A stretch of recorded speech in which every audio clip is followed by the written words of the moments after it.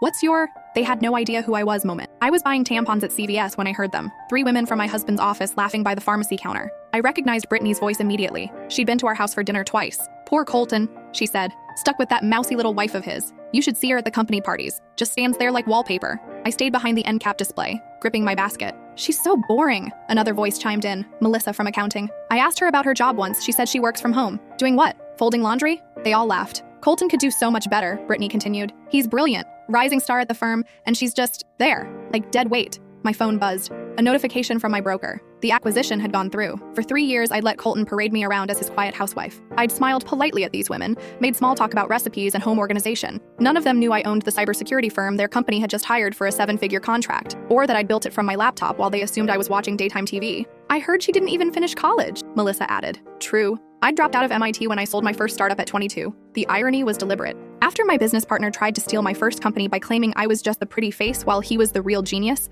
I learned to stay invisible, let others take credit, build empires from the shadows. Colton knew, of course. It's why he'd pursued me so aggressively. He loved having a secret weapon, a wife who could hack into any system, who understood corporate infrastructure better than his entire IT department. He'd introduce me as just my better half, while using my insights to climb the corporate ladder. But these women, they saw exactly what I wanted them to see. She won't last, Brittany said confidently. Give it 2 more years. Colton will trade up to someone who can actually contribute to his success. I pulled out my phone and opened the email I'd been drafting for weeks, the one documenting how Brittany had been embezzling from the company for 18 months. Small amounts, clever routing through defunct accounts. I'd found it while doing routine security audits they didn't know I was conducting. Monday would be interesting. I stepped out from behind the display and walked past them to the register. Brittany's face went white. Oh, hey, she said, voice pitched too high. How long have you been here? Just got here, I lied smoothly. Running errands, housewife stuff. They exchanged glances, trying to figure out if I'd heard them. We should grab coffee sometime, Melissa offered weakly. That would be nice, I replied, though next week might be busy. Colton mentioned something about major changes at the office, some kind of investigation.